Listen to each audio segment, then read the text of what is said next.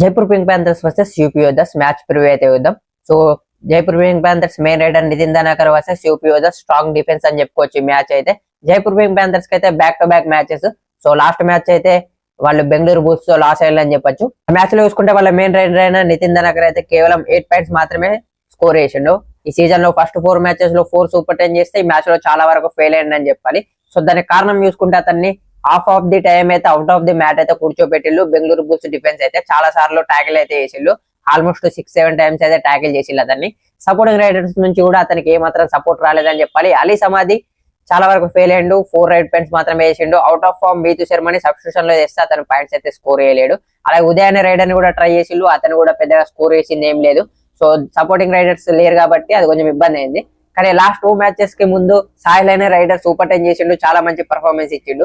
So అతన్ని substitution లో తీసుకొస్తే 3 పాయింట్స్ అయితే స్కోర్ చేసిండు. అతన్ని స్టార్టింగ్ నుంచి ఆడిపిస్తే ఏమన్నా యూజ్ ఉండేది అనుకుంటున్నాను నేనైతే. కానీ డిఫెన్స్ లో కూడా చాలా ఈజీ పాయింట్స్ అయితే ఇచ్చేసిల్లు. అపోజిషన్ రైడర్స్ కి చాలా మిస్టేక్స్ అయితే వేసిల్లు అని చెప్పొచ్చు. లాస్ట్ మ్యాచ్ లో చాలా బాగా పర్ఫార్మ్ చేసిన న్యూ కార్నర్ డిఫెండర్స్ అయితే ఈ మ్యాచ్ లో టోటల్ ఫెయిల్ అయ్యారు. ఒరిజినల్ కెప్టెన్ అయిన నితిన్ రావల్ అయితే సబ్స్టిట్యూషన్ లో తీసుకొచ్చిల్లు లాస్ట్ 10 మినిట్స్ ఉండగా. సో అతను 2 ట్యాకిల్స్ అయితే వేసిండు, 1 పాయింట్ అయితే తీసుకున్నాడు అని చెప్పొచ్చు. సో అతన్ని కూడా ఫస్ట్ నుంచి ఆడిపిస్తే బాగుండేది, కానీ లెఫ్ట్ కార్నర్ డిఫెండర్ చాలా బాగా పర్ఫార్మెన్స్ కాబట్టి అతనికి ప్లేస్ చేయలేకపోతున్నారు.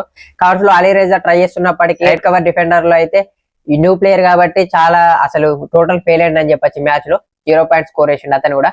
సో డిఫెన్స్ మిస్టేక్ చేయొద్దు ఈ మ్యాచ్ విన్ కావాలంటే, ఎందుకంటే అపోజిషన్ లో యూపీ యోధర్స్ నుంచి మంచి టాప్ రైడర్స్ ఉన్నారు. సో డిఫెన్స్ మిస్టేక్ చేస్తే ఈజీగా పాయింట్స్ అయితే స్కోర్ చేస్తారు వాళ్ళు. ఇక యూపీ యోధర్స్ గురించి చూసుకుంటే వాళ్ళ దగ్గర టాల్ రైడర్స్ ఉన్నారు. సో అందులో గగన్ గౌడ్ అయితే సూపర్ ఫామ్ లో ఉన్నాడు, back to back super 10s అయితే వేస్తుండు. సో అతను గుమాన్ సింగ్ నుంచి కూడా మంచి సపోర్ట్ వచ్చింది. లాస్ట్ మ్యాచ్ లో 7 పాయింట్స్ అయితే స్కోర్ చేసిండు. కానీ భవానీ రాజ్పూత్ ఇంకా బాగా పర్ఫామ్ చేయాలి. సో శివం అనే రైడర్ కూడా ఉన్నాడు, సురేందర్ గిల్ కూడా ఉన్నాడు వాళ్ళకి బెంచ్ పైన వాడుకోవాలంటే. అందరూ టాల్ రైడర్స్ అయితే వస్తున్నారు వాళ్ళు. యూపీ యోధ దగ్గర కూడా మంచి స్ట్రాంగ్ డిఫెన్స్ అయితే ఉంది. స్ట్రాంగ్ కవర్స్ ఆశు సింగ్, మహేందర్ సింగ్ రూపంలో ఎక్స్పీరియన్స్ డిఫెండర్స్.